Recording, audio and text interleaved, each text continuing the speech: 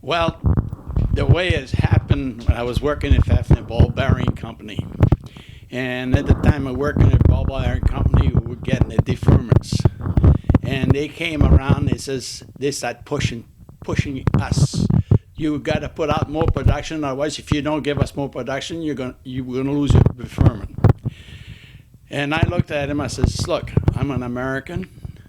I do the best I can when I'm working the machines." And I says, "I know it's kind of rough, but I says another thing. I says I prefer to get drafted than get up because I don't believe to be pushed around while I'm working. Now I believe that if I refuse having the deferment, I know I'll be drafted. And I already spoke to my wife about it, and she agreed. Says it's the only way. The way you feel. That's the way you should do it." So, how old were you at the time when this happened?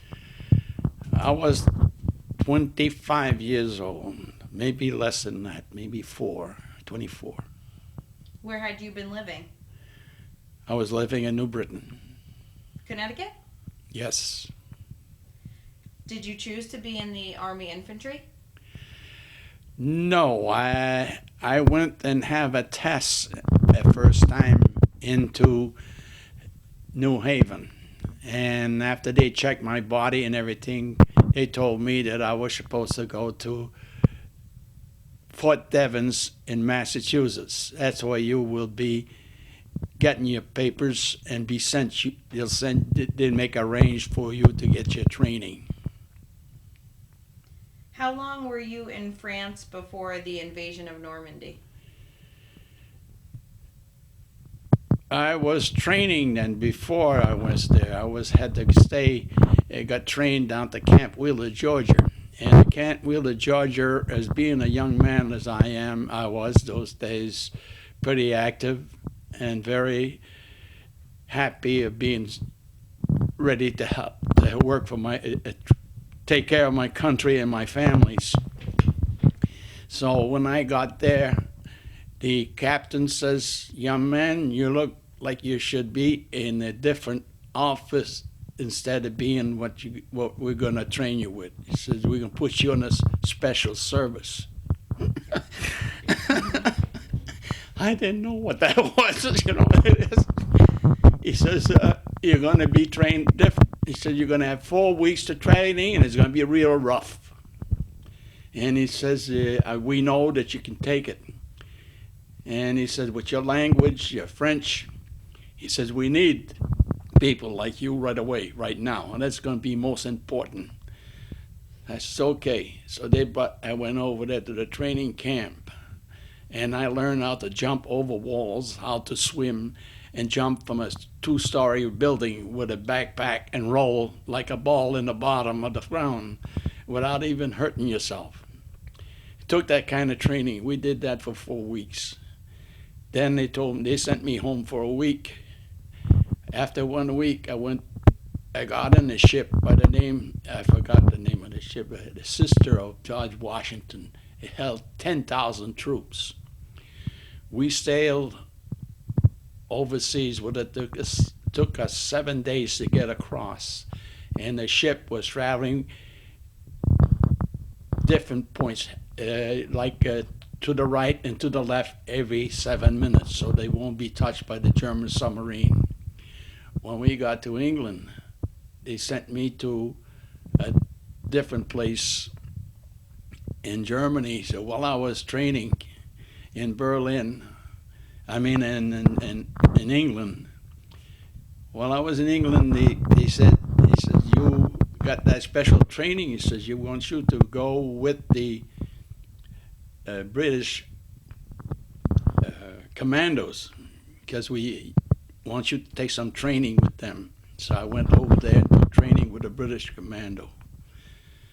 While I was with the British commando, they says he learned that I could jump over the wall, knew how to swim, and they says, "We're going to go and pick up a German general in Belgium." So what we were in the training, there was another young man that came from another company. he took the same kind of training as I did. So we went across on a submarine. It took they had 5 hours to do the work.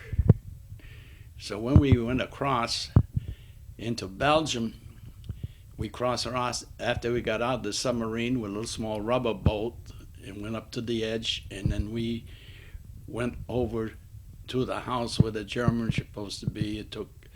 We killed a few Germans in the meantime, and the only signal we had was a little cricket to tell us different places we should put. The number one cricket is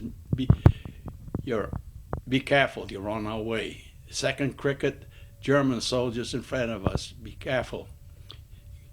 Third cricket, make sure you get ready to kill. So when we got to the house, there was some German officers talking to the German general. Mm-hmm. We took off and we killed some of the officers over there. We grabbed the German general. Then they taped his mouth, and we brought him back to the shore. We put him in the boat, and we went back to the submarine, back to England. And then when we got to England, they told me, now you can go back to your company. So I went back to my company. I don't know what they did with the general. Then on 1944, June 5th, Eisenhower has made a speech to the people of everybody. I wish I had the speech right now. I could tell you about it, but I don't have it right now. So anyways, there was a big storm in France, and it was bad. And we were all in the ships ready to take off. So they canceled the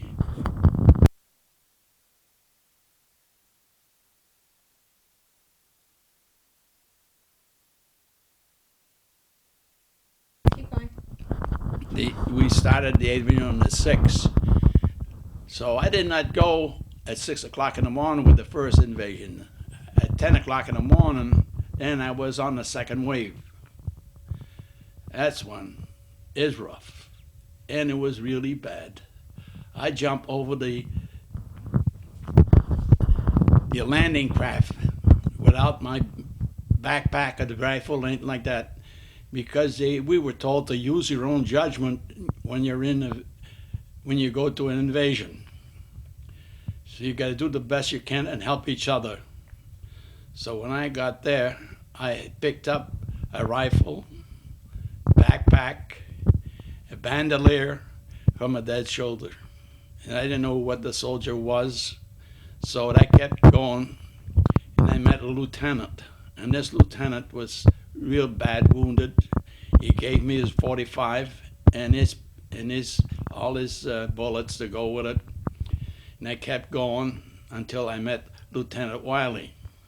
Lieutenant Wiley says, "Corporal," he says, "these men are following you."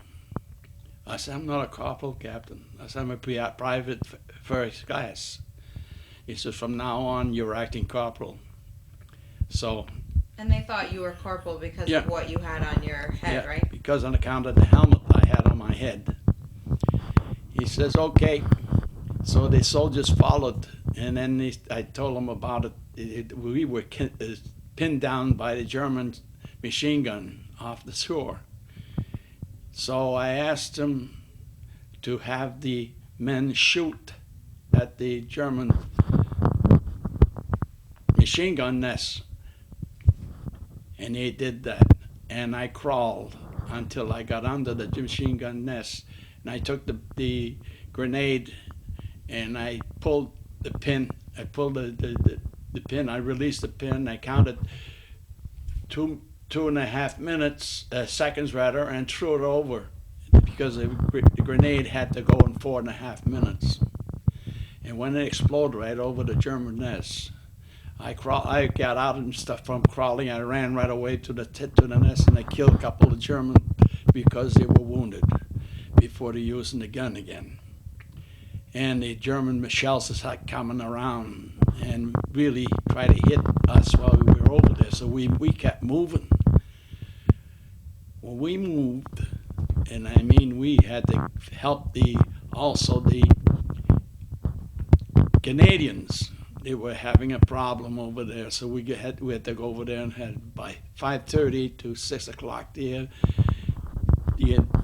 We had the beach well established, and then the heavy weapons and the heavy machinery and tanks were coming in to help us out. And then I kept right on going to meet with Lieutenant Wiley. If you have any more questions. Sure. Well, I mean, you're doing a great job of answering all the questions I have anyway, because you have such good detailed stories. Were there any jobs that you had to do that besides when you weren't in combat? Pardon? Were there any other jobs that you had to do besides when you weren't? No, it was working in combat. You had to take care of yourself and with your buddies, because while you're on the front lines, especially if you're in the foxholes and you see your buddy dying next to you, it wasn't pleased. I'm telling you, it hurt you. So you kept right on going until I met the company. I was at those two, Major Howie. And Major Howie was one of the best fighting major we ever had. While we were going towards St. Lo, with I Company, 116 Infantry, 2nd Battalion, and we kept going. And we had a new lieutenant that came in and he heard a German talk and said, the place is nice and clear, ready for you guys to come up. And the lieutenant started to talk to him, and the major stopped him right away. He knew there was a Germans up in front at a machine gun. So the major says to him, says, you take that lieutenant, take the men and go the other way and start talking the other way. He says, I'll take it this way, over here. So the major crawled over and went almost close to the machine gun nest, a German machine gun. So he took a grenade and he killed the Germans in the test with the grenade. We were all set. And we kept going until we reached a little small town just before we got into St. Lo. Lieutenant Howie was shot and killed. We carried his body because he wanted to be carried to St. Lo, so we brought his body up to St. Lo. And as we went to St. Lo, I spoke to the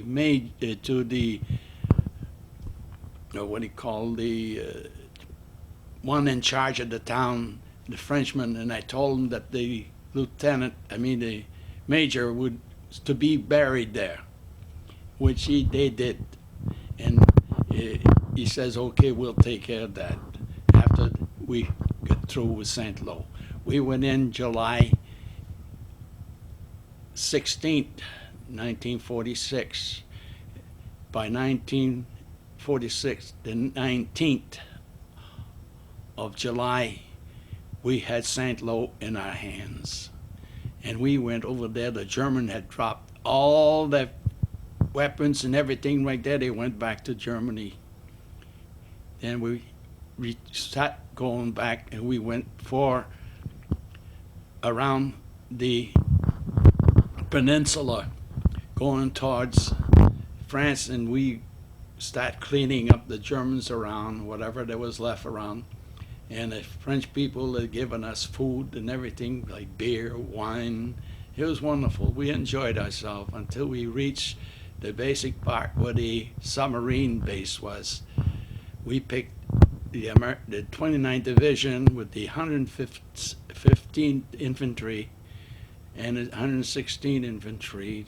We had the French soldiers and the Russian soldiers and some Swedish also, and they all went in and fought and got the Germans out of there. We picked up 19,000 prisoners, They were shipped to England and Texas. And then when we kept going back, we went towards Paris on the train.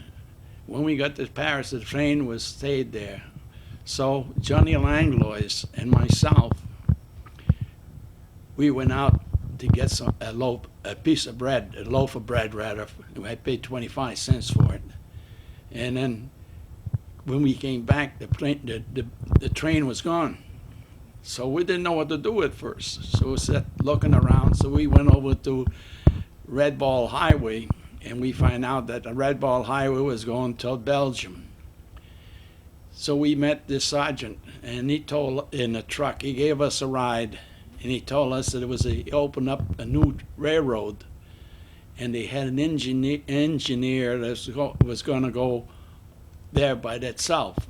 He says that we would be there before our troops maybe.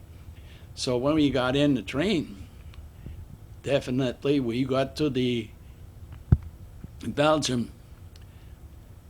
We were ahead of our troops. We had to wait an hour before they reached it. The captain says to me when the train came in, he seen us, so he says, "Oh, we know you'd be there."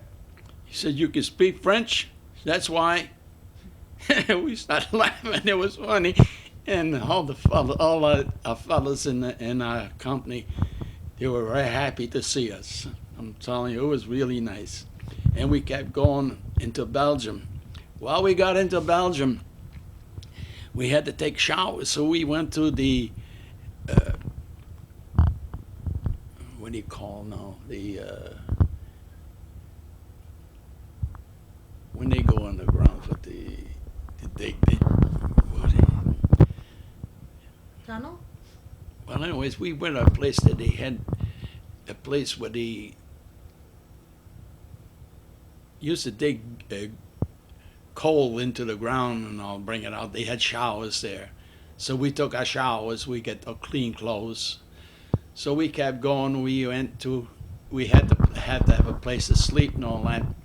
When we got there, the nuns, we went to a convent, and the nuns was taking us. They gave us some food, and we getting wine and everything. We were clean. We felt good.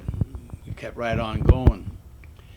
Then we kept right on going till we get to the Netherlands. In Netherlands, we were sitting down, and we at a rest area.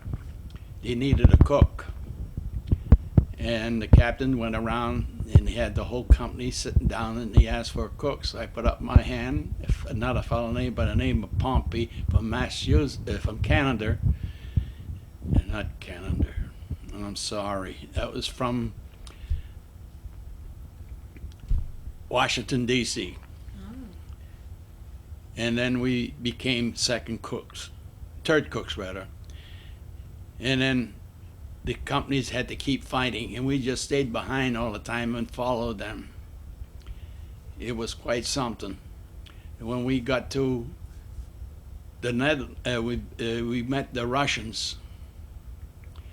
And when we met the Russians at the Elm River, because we could not go to Berlin because they all made that arrangement with the Russians that they had to come in to Berlin, Germany then. Then we turned around, we went to, after the war was over, we went to Bremerhaven. In Bremerhaven, there, we stayed there until we were taking our training ready to go to fight the Japanese. And then when the war ended up with the Japanese, we had to stayed right there in Bremerhaven. So while I was out for a walk, I met this young lady in Germany, and she showed me where the airport was while we were walking around. Johnny and I seen that plane. So we got in and we flew it. We came back, and the captain shooted us out. We weren't supposed to do that. We would have caught martial. I says, "No," he says, "we're off duty." There's nothing you could do about it. He says, "Okay." So anyways, we took the plane, we painted it, put the American flag on it, Then they needed a cook to go to in Berlin, Germany, and they asked because I used to be a chef in the United States. So when they found out about that, then they sent me over there to be a cook for the officers' mess hall. I had 3,000 officers to feed. I had 300 German girls working for me in the officers' mess hall. And I had to go to Switzerland to get the food for the officers' mess halls once in a while. And the reason why I used to go over there with them, because I could buy watches, a lot of them, and for $10 a piece. And then I used to sell them to the Russians for $300 a piece. I made money that way also. So I used to go to Paris and buy the liquor for the officers' mess hall, and brought the liquor back, and I used to get all the liquor for the plane also by giving liquor to the sergeant that they was in charge of the gasoline in the airport. So anyways, I used to fly to London every month and get rid of the German mark to pounds. And I came back with the United States. I had $40,000 with it. It was good money. And I got all that money when I came to the United States. So I was getting ready for it. So anyways, flying the plane, it was great.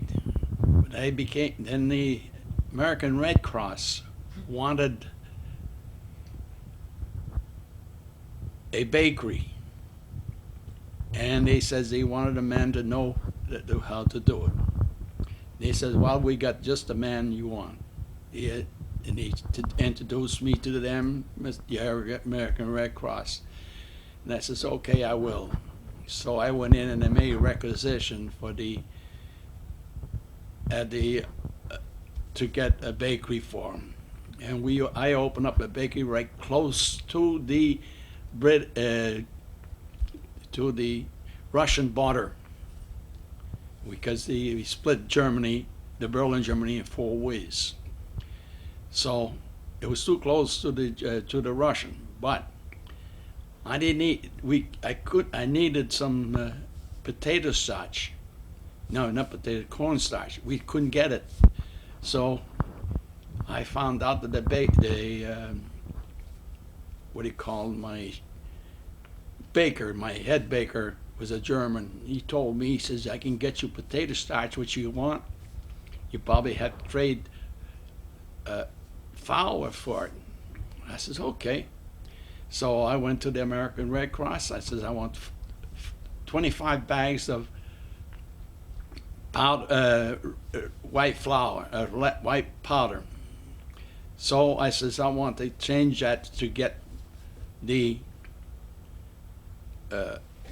potato starch. So I went in and pick up. So they says, well, you'll have to use a truck. So I says, okay. So I went up. I got all the flour into the truck. So I had 25 bags, and I went across the Russian border and was where they had the potato starch. And I traded. The lady showed me where it was and all that. So I got, and their bags of potatoes, well, they were really big, and that truck was really full. So when I coming back, the Russians tried to stop me. So I says, look, there's nothing I can do, but I kept the 45 in front of the dash in case anything happened. He had a machine gun. I opened up the door fast and I hit him, and he dropped the machine gun. While he did that, he killed his own buddy behind, and I wounded him, and I got in the truck and I went right back to where the bakery, but I didn't get out for about a week because they were looking for a British that killed the Russian.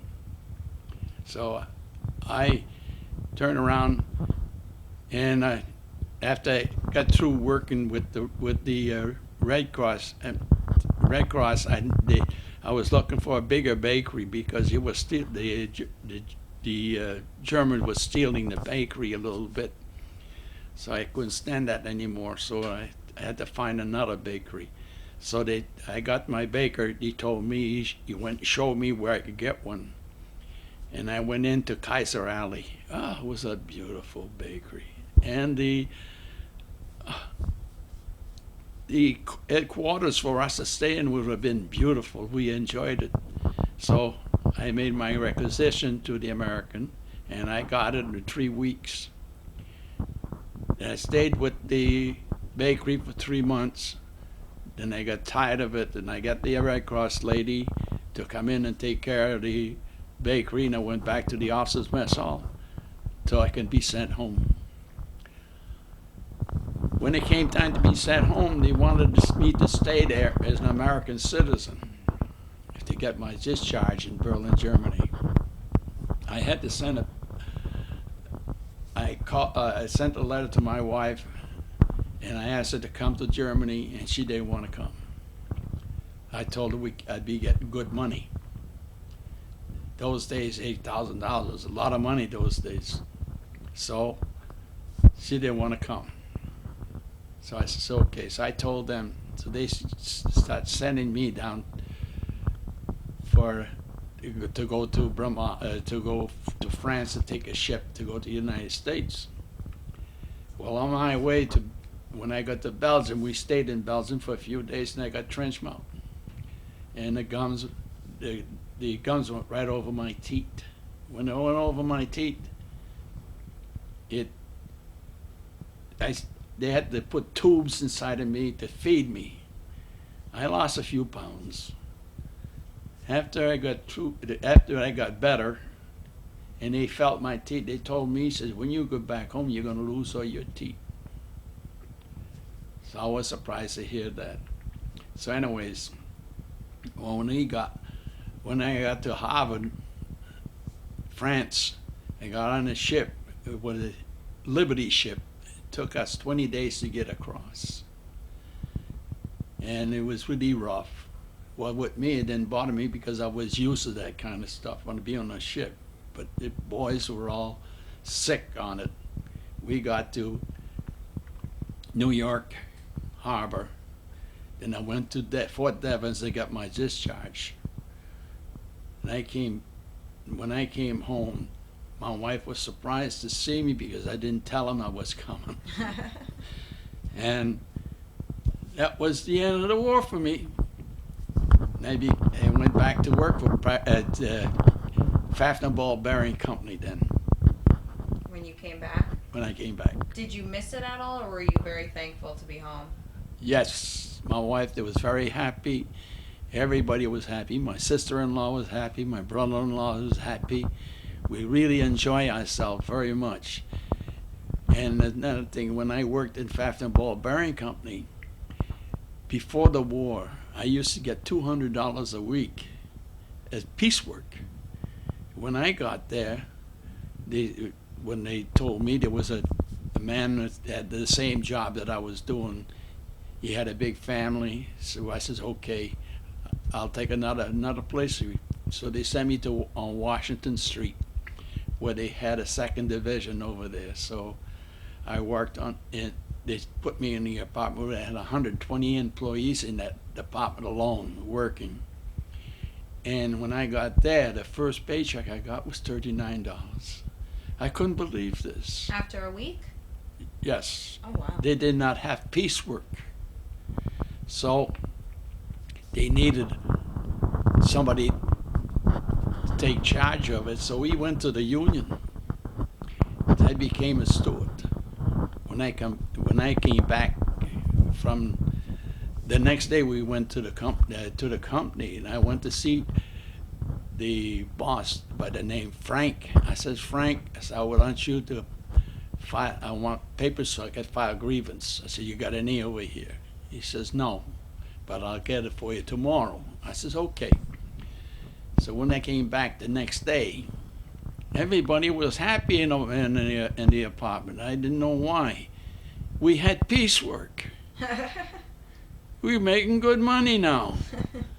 So the foreman comes over to me, Frank. He says, you want to fill out a grievance.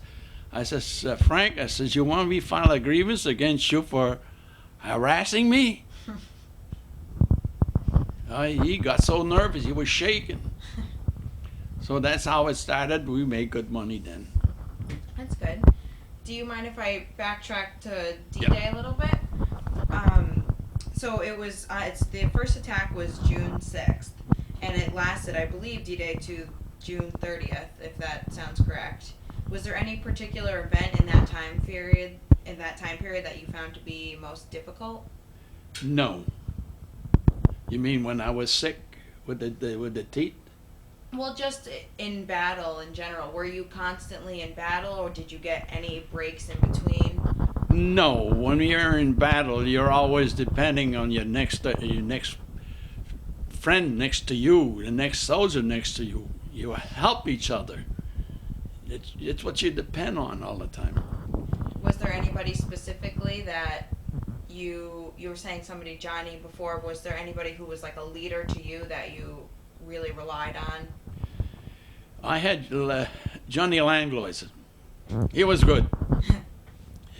That's something I should have tell you about this, but I met this French fighter. He fought the war while he was in France himself. They used to drop stuff at him to make a bomb to blow the railroads and get everything ready for us for the invasion. Well, I was at his house talking to him. He introduced me to. He had two, a little boy and a little girl and his wife, and he says he invited us there to have supper with him. Johnny Langlois and we went over there. Then he says, while we were having supper, we were talking. He was telling me all about what we was doing in France to make sure that the Germans would not get close to the invasion by blowing up the railroads. He was telling me all that. While he was standing, and he says after we were eating, he had a rabbit that he cooked, his wife cooked, and they left the head on the rabbit. We should never use that ourselves. It was unusual. He had a knife. He was cutting his bread that his wife had made, and she wasn't sitting at the table with us to eat. And I says to him, I says, how come she's not at the table eating with us? He says, she eats the leftover. I said, we don't do that in the United States. I said, you got to do the same thing as we do here. I says, I don't like that. I want her to sit at the table with us to eat. And Johnny says, yes, that's true. He said, we don't serve. He said, your wife is the most important thing, so you got to have to eat. So he says, okay. She came over, he sat at the table, and she had eaten. Before we were through, he says, my wife needs another man to take care of her. She says, I can't do nothing with her. I says, look, your wife is a treasure to you. I said, believe it that way. That's the way we look at it in the United States. And you're going to do the same thing here. You don't look for another man to take care of your wife while you're here. That was it. So she thanked me. She said, very nice. She was happy about that. You should have seen her face. Oh, my God. That's very nice of you. Yeah. And we kept on going. While we were still going, while we were in France, there's a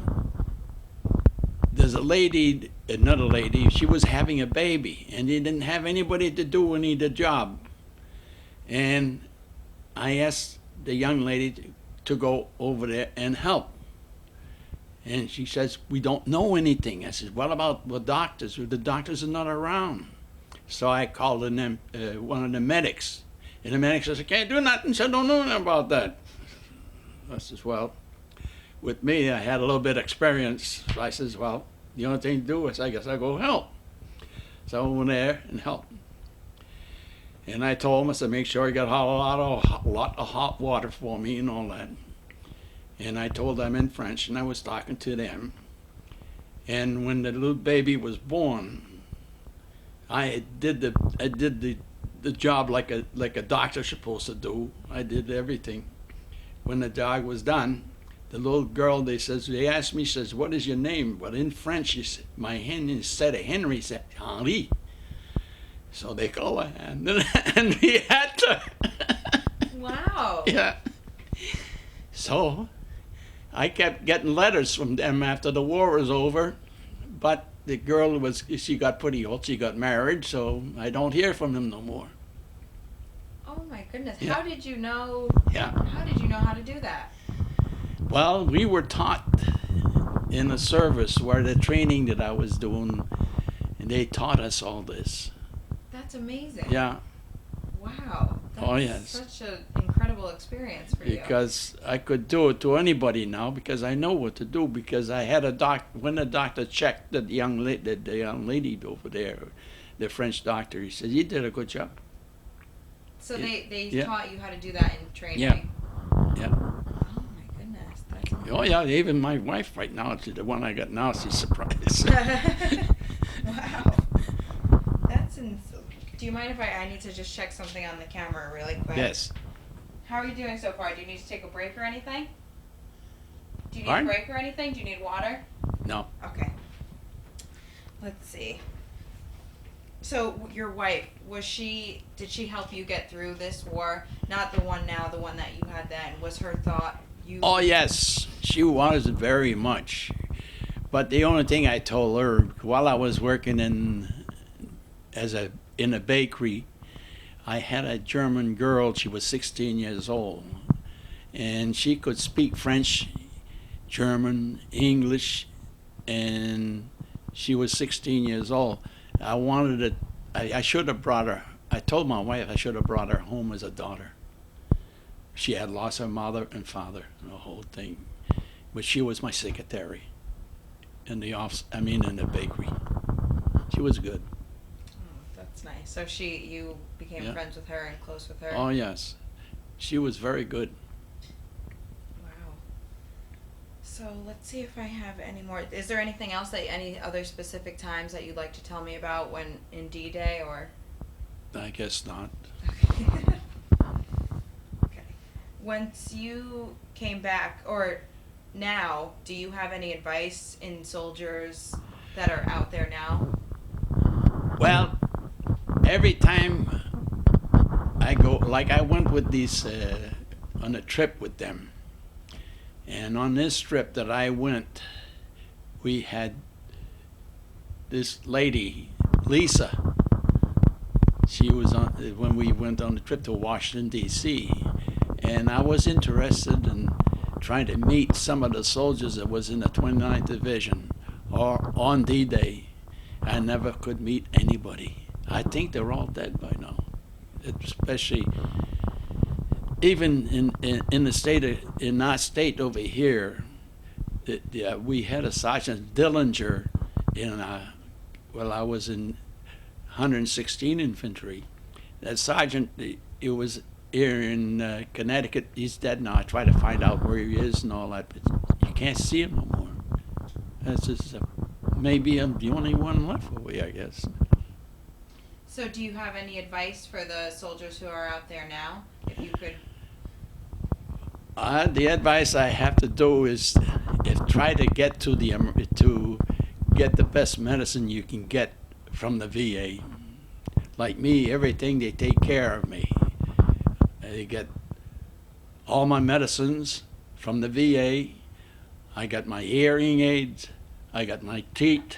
I got my eyes. They really take care of me, 100%. That's great. You dedicated your life to it, so it's good Yes. that you got things in return. Yes. Great. Is there one specific memory that you would like people in the future to remember? Like for history, anything significant that you would like? Whatever I said now, I should know because right now I have a book that you can connect at the house. It's been selling very good. My picture's in the back of it. And I'll show you a picture of me when I was in Berlin, Germany, that's the way I looked when I was young. That's very nice. Yes, it's very nice, and I enjoyed myself very much. And I got a second book. It's being sold right now. It just came out lately. Beautiful Life in Berlin, Germany, and Berlin, New Hampshire. That's great. I can't believe you're an author. That's amazing. Thank you so much, Henry, for everything that you taught me today. Your experience in the Yeah. war are definitely not to be forgotten. I really appreciate you sharing everything with me. I know it must have been difficult to bring all of this up and reflect on it, but it's great that you remember it. It's rough, Yeah. especially when you know your brother has been killed in the Bulge. I was 65 miles away from him. I was supposed to go over there and see him. But the captain taught me, he says, you cannot use the Jeep, Henry. You cannot go out because the Germans are making an advance. We don't know where they're going to go yet. And they went into the Belgium Battle of the Bulge. And my kid brother, like a Frenchman's name, Marcel Lambert, he was killed. When you were just so I was close. just 65 miles away from him. It's difficult. That hurt me. And when that hurt me, my mind went blank. They found me in Germany, foxhole with 36 Germans dead all around me. And I had a Thompson machine gun with me. And the Thompson machine gun I don't know how I got it. I got it from the captain, I guess, his office. And he found out about it. He was going to court-martial me. And Sergeant Dillinger brought the letter over to the captain. He showed him the letter that he had received. My sister told me that my brother Marcel was killed in the Bulge while I was in combat. Sorry to hear that. Yeah. Thank you again so much for sharing all these experiences with me. Thank you so much for teaching me these fascinating experiences. I'm glad that you're still standing strong and you can fight through all of that and all your memories. Thank you. Thank you. Here, let me just pause this. Turn this off. Hi, how are Hello. you?